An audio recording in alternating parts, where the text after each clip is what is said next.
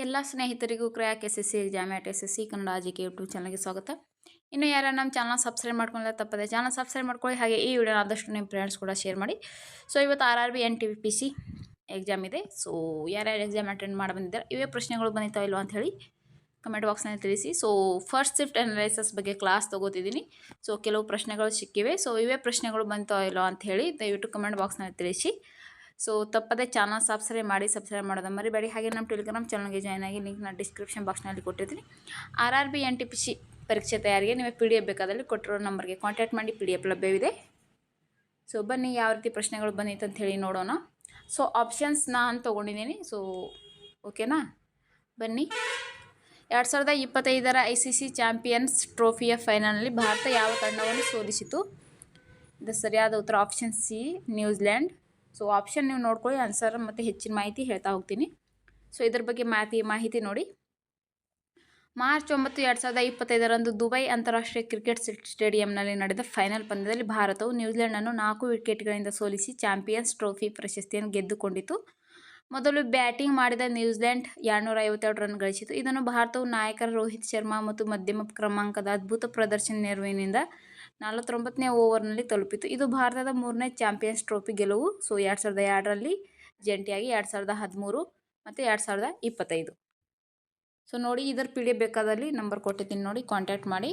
So subscribe ಮಾಡೋದನ್ನು ಮರಿಬೇಡಿ. Next question, ಈ ಕೆಳಗಿನವುಗಳಲ್ಲಿ ಯಾವುದು ತೃತೀಯ ವಲಯದ ಅಡಿಯಲ್ಲಿ ಬರುತ್ತದೆ?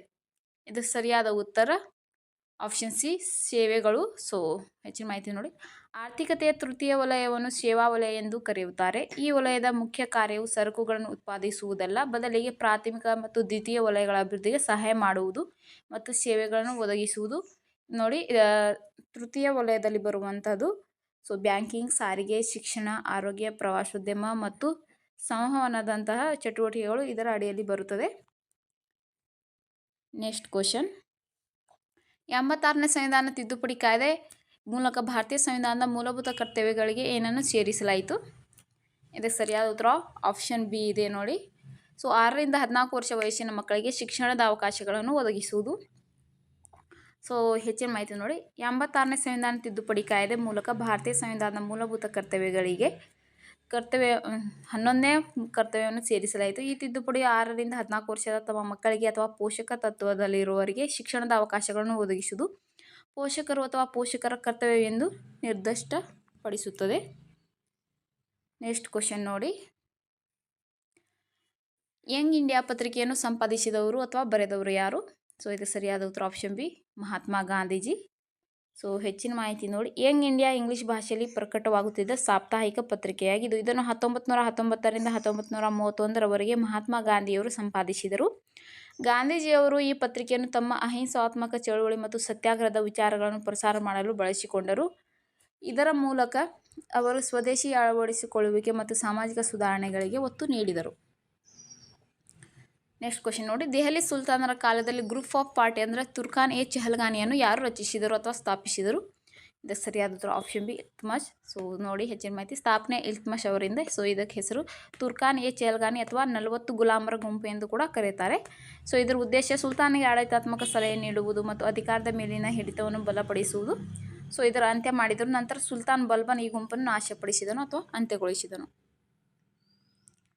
ನೆಕ್ಸ್ಟ್ ಕ್ವಶನ್, ಸುಮಾರು 2500 BC ಅಂದರೆ ಸಿಂಧು ಕಣಿವೆ ನಾಗರಿಕತೆ ಅವಧಿಯಲ್ಲಿ ಗರಿಷ್ಠ ಸರಕು ಸಾಗಣೆ ಮತ್ತು ವ್ಯಾಪಾರವನ್ನು ಯಾವ ಬಂದರಿನಿಂದ ನಡೆಸಲಾಯಿತು? ಇದಕ್ಕೆ ಸರಿಯಾದ ಉತ್ತರ ಲೋಥಾಲ್. ಸೊ ಹೆಚ್ಚಿನ ಮಾಹಿತಿ, ಗುಜರಾತ್ ಅಂದರೆ ಭಾರತದಲ್ಲಿದೆ ಗುಜರಾತ್. ಇರುವ ಲೋಥಾಲನ್ನು ವಿಶ್ವದ ಅತ್ಯಂತ ಹಳೆಯ ಕೃತಕ ಡಾರ್ಕ್ ಯಾರ್ಡ್ ಎಂದು ಪರಿಗಣಿಸಲಾಗಿದೆ. ಸುಮಾರು 2500 BCಯಲ್ಲಿ ಇದು ಸಿಂಧು ಕಣಿವೆ ನಾಗರಿಕತೆಯ ಪ್ರಮುಖ ವ್ಯಾಪಾರ ಕೇಂದ್ರವಾಗಿತ್ತು.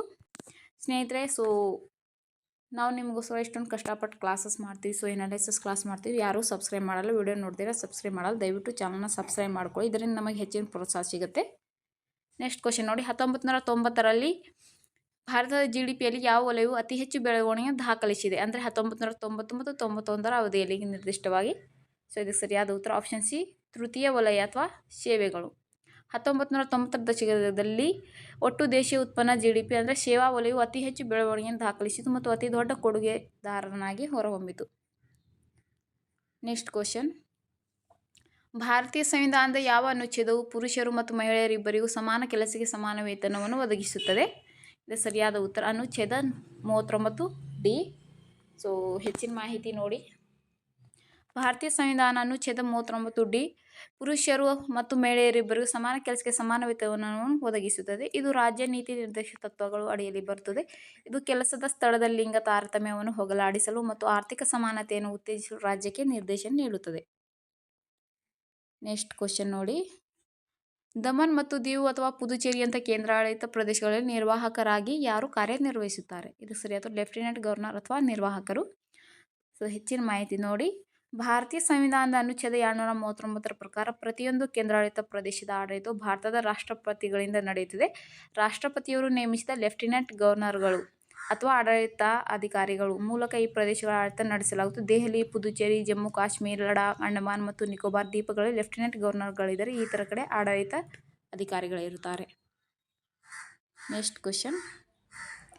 1928ರಲ್ಲಿ ಗುಜರಾತ್ನಲ್ಲಿ ನಡೆದ ಪ್ರಸಿದ್ಧ ಬಾರ್ಡೋಲಿ ಸತ್ಯಾಗ್ರಹದ ನೇತೃತ್ವ ವಹಿಸಿದವರು ಯಾರು? ಇದು ಸರಿಯಾದ ಉತ್ತರ ಆಪ್ಷನ್ ಸಿ ಸರ್ದಾರ್ ವಲ್ಲಭಭಾಯ್ ಪಟೇಲ್. ಹೆಚ್ಚಿನ ಮಾಹಿತಿ ನೋಡಿ. 1928ರ ಬಾರ್ಡೋಲಿ ಸತ್ಯಾಗ್ರಹವು ಬ್ರಿಟಿಷ್ ಸರ್ಕಾರವು ವಿಧಿಸಿದ ಹೆಚ್ಚಿದ ಭೂಕಂದಾಯ ತೆರಿಗೆಗಳ ವಿರುದ್ಧ ಗುಜರಾತ್ನ ಬಾರ್ಡೋಲಿಯಲ್ಲಿ ನಡೆದ ಒಂದು ಪ್ರಮುಖ ರೈತ ನೇತೃತ್ವದ ಪ್ರತಿಭಟನೆಯಾಗಿದ್ದು, ಸರ್ದಾರ್ ವಲ್ಲಭಭಾಯ್ ಪಟೇಲ್ ಅವರು ಈ ಚಳುವಳಿಯನ್ನು ಮುನ್ನಡೆಸಿದರು. ಅವರನ್ನು ಭಾರತದ ಉಕ್ಕಿನ ಮನುಷ್ಯ ಎಂದು ಕೂಡ ಕರೆಯಲಾಗುತ್ತದೆ. Next question. ಒಂದು ಫೈಲ್ ಈಗಾಗಲೇ ಕಂಪ್ಯೂಟರ್ನಲ್ಲಿ ಸೇವ್ ಆಗಿದ್ದರೆ ಮತ್ತು ನೀವು ಅದರ ಪ್ರತಿಯನ್ನು ಬೇರೊಂದು ಸ್ಥಳದಲ್ಲಿ ಸಹ ರಚಿಸಲು ಬಯಸಿದರೆ ನೀವು ಯಾವ ಶಾರ್ಟ್ಕಟ್ ಕೀಯನ್ನು ಬಳಸುತ್ತೀರಿ? ಇದು ಸರಿಯಾದ ಉತ್ತರ ಆಪ್ಷನ್ ಸಿ CTRL-C ಮತ್ತು CTRL-V. ಇದು ಸರಿಯಾದ ಉತ್ತರ. ನಾವು ಒಂದು ಫೈಲನ್ನು ಅದರ ಮೂಲ ಸ್ಥಳದಲ್ಲಿ ಒರಿಜಿನಲ್ ಲೊಕೇಶನ್ ಅಂದರೆ ಇರಿಸಿಕೊಂಡು ಬೇರೊಂದು ಸ್ಥಳಕ್ಕೆ ತರಬೇಕಾದಾಗ ನಾವು ಕಾಪಿ ಮತ್ತು ಪೇಸ್ಟ್ ಕಮಾಂಡ್ಗಳನ್ನು ಬಳಸುತ್ತೇವೆ. Next question. ಸಂಸತ್ತಿನ ಉಭಯ ಸದನಗಳಲ್ಲಿ ಮಸೂದೆಯನ್ನು ಅಂಗೀಕರಿಸಿದ ನಂತರ ಅದನ್ನು ಕಾಯ್ದೆಯನ್ನಾಗಿ ಮಾಡಲು ಅಂತಿಮ ಒಪ್ಪಿಗೆ ಅಂದರೆ ಸಹಿ ನೀಡುವವರು ಯಾರು? ಇದು ಸರಿಯಾದ ಉತ್ತರ ನೋಡಿ ಆಪ್ಷನ್ ಸಿ ರಾಷ್ಟ್ರಪತಿ. ಭಾರತೀಯ ಸಂವಿಧಾನ ಅನುಚ್ಛೇದ 111ರ ಪ್ರಕಾರ ಯಾವುದೇ ಮಸೂದೆಯನ್ನು ಲೋಕಸಭೆ ಮತ್ತು ರಾಜ್ಯಸಭೆಯಿಂದ ಅಂಗೀಕರಿಸಿದ ನಂತರ ಅದನ್ನು ರಾಷ್ಟ್ರಪತಿಯವರಿಗೆ ಕಳುಹಿಸಲಾಗುತ್ತದೆ. ರಾಷ್ಟ್ರಪತಿಯವರು ಅದರ ಮೇಲೆ ಸಹಿ ಮಾಡಿದಾಗ ಆ ಮಸೂದೆ ಅಂದರೆ ಒಂದು ಕಾಯ್ದೆ ಅಥವಾ ಕಾನೂನು ಪರಿವರ್ತನೆಯಾಗುತ್ತದೆ. ಮಸೂದೆಯನ್ನು ಹಿಂದಿರುಗಿಸುವ ಅಥವಾ ಅದನ್ನು ತಡೆ ಹಿಡಿಯುವ ಅಧಿಕಾರಿಗಳು ಸಹ ರಾಷ್ಟ್ರಪತಿಯವರಿಗೆ ಇರುತ್ತದೆ, ಅಂದರೆ veto power. Next question. March 31, 2020ರಂತೆ ಭಾರತೀಯ ರೈಲ್ವೆ ಮಾರ್ಗದ ಒಟ್ಟು ಉದ್ದ ಅಂದಾಜು ಎಷ್ಟು? ಸೊ ಇದು ಸರಿಯಾದ ಉತ್ತರ ಆಪ್ಷನ್ ಬಿ 67,956 ಕಿಲೋಮೀಟರ್. ಸೊ ಹೆಚ್ಚಿನ ಮಾಹಿತಿ ನೋಡಿ.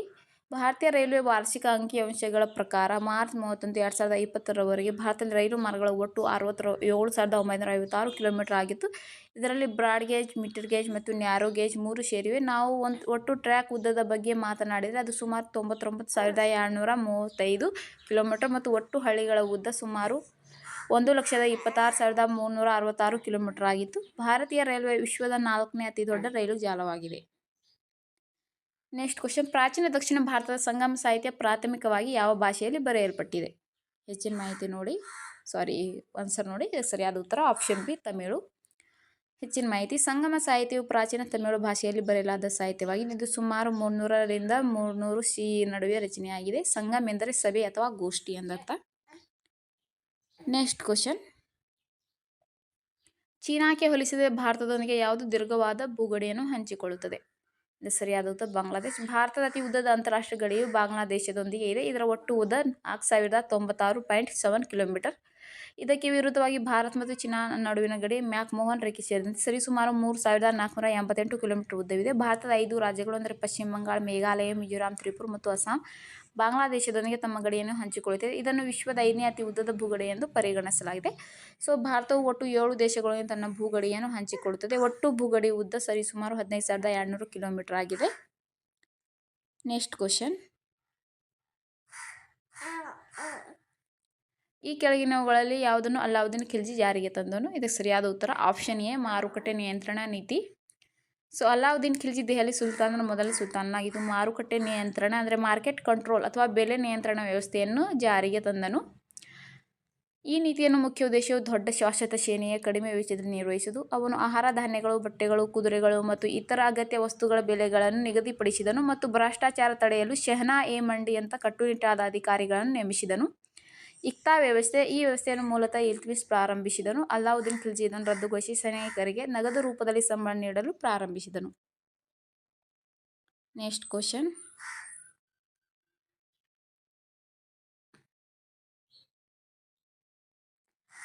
ಜೂನ್ 21ರಂದು ಮುಖ್ಯವಾಗಿ ಬೇಸಿಗೆ ಅಯನ ಸಂಕ್ರಾಂತಿ ಎಲ್ಲಿ ಸಂಭವಿಸುತ್ತದೆ? ಇದು ಸರಿಯಾದ ಉತ್ತರ ಆಪ್ಷನ್ ಬಿ, ಉತ್ತರ ಗೋಳಾರ್ಧ. Next question. ಕೇಂದ್ರ ಆಡಳಿತ ನ್ಯಾಯಮಂಡಳಿ ಅಂದರೆ CATಯನ್ನು ಯಾವ ಕಾಯ್ದೆ ಅಡಿಯಲ್ಲಿ ಸ್ಥಾಪಿಸಲಾಯಿತು? ಇದು ಸರಿಯಾದ ಉತ್ತರ ಆಪ್ಷನ್ ಎ, ಆಡಳಿತ ನ್ಯಾಯಮಂಡಳಿಗಳ ಕಾಯ್ದೆ 1985. ಹೆಚ್ಚಿನ ಮಾಹಿತಿ ನೋಡಿ. ಭಾರತೀಯ ಸಂವಿಧಾನ ಅನುಚ್ಛೇದ 323A ಅಡಿಯಲ್ಲಿ ಸಂಸತ್ತಿಗೆ ಆಡಳಿತ ನ್ಯಾಯಮಂಡಳಿಗಳನ್ನು ರಚಿಸುವ ಅಧಿಕಾರವನ್ನು ನೀಡಲಾಗಿದೆ. ಈ ಅಧಿಕಾರವನ್ನು ಬಳಸಿಕೊಂಡು ಕೇಂದ್ರ ಸರ್ಕಾರವು 1985ರ ಆಡಳಿತ ನ್ಯಾಯಮಂಡಳಿಗಳ ಕಾಯ್ದೆಯನ್ನು ಅಂಗೀಕರಿಸಿತು. ಇದರ ಅಡಿಯಲ್ಲಿ ನವೆಂಬರ್ 1, 1985ರಂದು ಕೇಂದ್ರ ಆಡಳಿತ ನ್ಯಾಯಮಂಡಳಿಯನ್ನು ಸ್ಥಾಪಿಸಲಾಯಿತು. ಇದರ ಮುಖ್ಯ ಉದ್ದೇಶವು ಸರ್ಕಾರಿ ನೌಕರರ ನೇಮಕಾತಿ ಮತ್ತು ಸೇವಾ ಷರತ್ತುಗಳಿಗೆ ಸಂಬಂಧಿಸಿದ ವಿವಾದಗಳನ್ನು ತ್ವರಿತವಾಗಿ ಮತ್ತು ಅಗ್ಗವಾಗಿ ಇತ್ಯರ್ಥಪಡಿಸುವುದು. ಸ್ನೇಹಿತರೆ, ಸೊ ಇದೇ ರೀತಿ ನೆಕ್ಸ್ಟ್ ಎನಾಲಿಸಿಸ್ ಕ್ಲಾಸ್ ಬೇಕಾದಲ್ಲಿ ಲೈಕ್ ಮಾಡಿ. 500 ಲೈಕ್ ದಾಟಬೇಕು. ಹಾಗೆ ತಪ್ಪದೆ ಚಾನಲ್ನ ಸಬ್ಸ್ಕ್ರೈಬ್ ಮಾಡ್ಕೊಳ್ಳಿ. ನೆಕ್ಸ್ಟ್ ಕ್ವಶನ್ ನೋಡಿ. ಸ್ಟಾರ್ ಫಿಶ್ನಲ್ಲಿ ಅಂದರೆ ತಾರಾ ಮತ್ಸ್ಯ ಜಲನಾಳೀಯ ವ್ಯವಸ್ಥೆಯ ಮುಖ್ಯ ಕಾರ್ಯವೇನು? ಇದರ ನನಗೆ ಆಪ್ಷನ್ ಸಿಕ್ಕಿಲ್ಲ. ಸ್ಟಾರ್ ಫಿಶ್ನಲ್ಲಿ ಅಂದರೆ ತಾರಾ ಮೀನು ಜಲನಾಳೀಯ ವ್ಯವಸ್ಥೆಯ ಮುಖ್ಯ ಕಾರ್ಯವೆಂದರೆ ಕೊಳವೆಯಂಥ ಪಾದಗಳ ಮೂಲಕ ಚಲನೆ ಅಂದರೆ ಲೋಕೋಮೋಷನ್ ನಡೆಯುವುದು, ಆಹಾರವನ್ನು ಹಿಡಿಯುವುದು, ಉಸಿರಾಟ ಮತ್ತು ಬೇಟೆಯನ್ನು ಹಿಡಿದಿಟ್ಟುಕೊಳ್ಳುವುದು.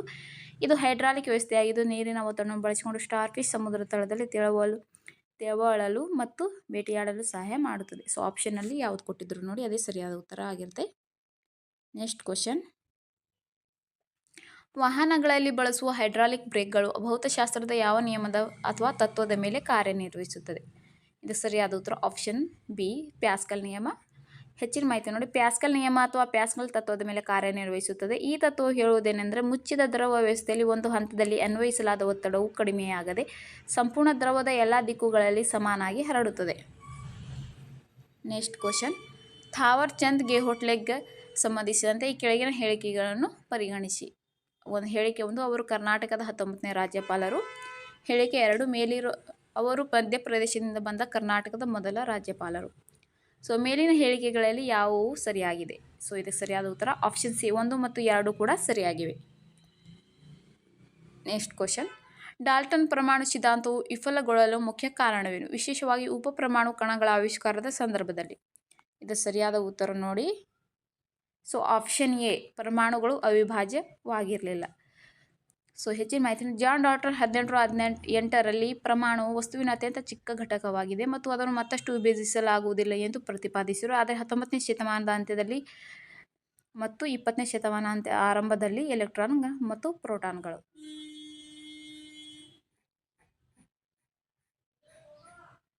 Next question. ಜುಲೈ 2025ರಲ್ಲಿ ಟರ್ಕಿ ತನ್ನ 970 kg ತೂಕದ ಅತ್ಯಂತ ಶಕ್ತಿಶಾಲಿ ಅಣುರಹಿತ ಬಾಂಬ್ ಅನ್ನು ಅನಾವರಣಗೊಳಿಸಿತು.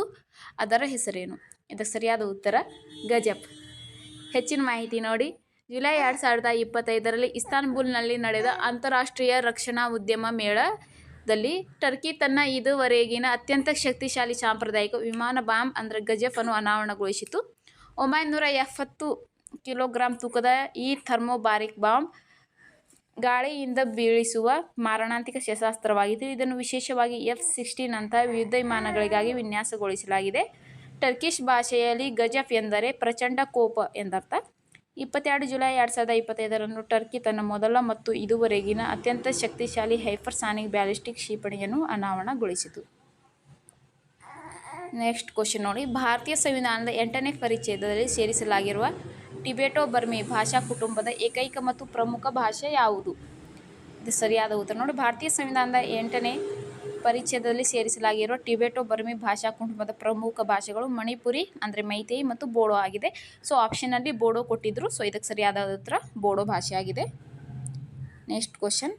4ನೇ ತಲೆಮಾರಿನ ಕಂಪ್ಯೂಟರ್ಗಳಲ್ಲಿ ಅಂದರೆ 1971ರಿಂದ ಇಂದಿನವರೆಗೆ ಯಾವ ಪ್ರಾಥಮಿಕ ಎಲೆಕ್ಟ್ರಾನಿಕ್ ಘಟಕ ಅಥವಾ ತಂತ್ರಜ್ಞಾನವನ್ನು ಬಳಸಲಾಯಿತು? ಹೆಚ್ಚಿನ ಉತ್ತರ ನೋಡಿ. 4ನೇ ತಲೆಮಾರಿನ ಕಂಪ್ಯೂಟರ್ಗಳ ಪ್ರಮುಖ ವೈಶಿಷ್ಟ್ಯವೆಂದರೆ ಮೈಕ್ರೋ ಪ್ರೊಸೆಸರ್ ಬಳಕೆ. ಇದರಲ್ಲಿ ವೆರಿ ಲಾರ್ಜ್ ಸ್ಕೇಲ್ ಇಂಟಿಗ್ರೇಷನ್ ತಂತ್ರಜ್ಞಾನವನ್ನು ಬಳಸಲಾಗಿದೆ ಅಂದರೆ VLSI. ಇದು ಒಂದೇ ಸಣ್ಣ ಸಿಲಿಕಾನ್ ಚಿಪ್ನಲ್ಲಿ ಸಾವಿರಾರು ಲಕ್ಷಾಂತರ ಘಟಕಗಳನ್ನು ಹೊಂದಲು ಸಾಧ್ಯವಾಗಿದೆ. ನೆಕ್ಸ್ಟ್ ಕ್ವಶನ್ ನೋಡಿ. ನ್ಯಾಯಾಲಯದ ಕಲಾಪಗಳ ರೆಕಾರ್ಡಿಂಗ್ ಮತ್ತು ಪ್ರತಿಲೇಖನಕ್ಕಾಗಿ AI ತಂತ್ರಜ್ಞಾನ ಬಳಸಿದ ಭಾರತದ ಮೊದಲ ಹೈಕೋರ್ಟ್ ಯಾವುದು? ಇದಕ್ಕೆ ಸರಿಯಾದ ಉತ್ತರ ಕೇರಳ ಹೈಕೋರ್ಟ್. ಸೊ ಹೆಚ್ಚಿನ ಮಾಹಿತಿ ನೋಡಿ. ಕೇರಳ ಹೈಕೋರ್ಟ್ ತನ್ನ ನ್ಯಾಯಾಲಯದ ಕಲಾಪಗಳನ್ನು ಲೈವ್ ರೆಕಾರ್ಡ್ ಮಾಡಲು ಮತ್ತು ನೈಜ ಸಮಯದಲ್ಲಿ ಪಠ್ಯಕ್ಕೆ ಪರಿವರ್ತಿಸಲು ಕೃತಕ ಬುದ್ಧಿಮತ್ತೆ ಬಳಸಿದ ಭಾರತದ ಮೊದಲ ಹೈಕೋರ್ಟ್ ಆಗಿದೆ. ಸ್ನೇಹಿತರೆ, ಇವತ್ತಿಂದು ಇಷ್ಟು ಕ್ವಶನ್ಸ್ ನನಗೆ ಸಿಕ್ಕಿದೆ. ನಾನು ಹೆಚ್ಚಿನ ಮಾಹಿತಿಯೊಂದಿಗೆ ಕ್ಲಾಸ್ ತಗೋತೀನಿ. ಸೊ ನೆಕ್ಸ್ಟ್ ಅನಾಲಿಸಿಸ್ ಕ್ಲಾಸ್ ಬೇಕಂದ್ರೆ ತಪ್ಪದೆ ಚಾನಲ್ನ ಸಬ್ಸ್ಕ್ರೈಬ್ ಮಾಡ್ಕೊಳ್ಳಿ, ಹಾಗೆ ಲೈಕ್ ಮಾಡಿ. ಇವೇ ಪ್ರಶ್ನೆಗಳು ಬಂದಿತ್ವಾ ಇಲ್ಲೋ ಅಂತ ಹೇಳಿ ಕಮೆಂಟ್ ಬಾಕ್ಸ್ನಲ್ಲಿ ತಿಳಿಸಿ. ಸೊ ಏನಾದರೂ ತಪ್ಪಾದಲ್ಲಿ ದಯವಿಟ್ಟು ಕ್ಷಮಿಸಿ. ಸೊ ಸಿಗೋಣ ನೆಕ್ಸ್ಟ್ ಅನಾಲಿಸಿಸ್ ಕ್ಲಾಸ್ನಲ್ಲಿ.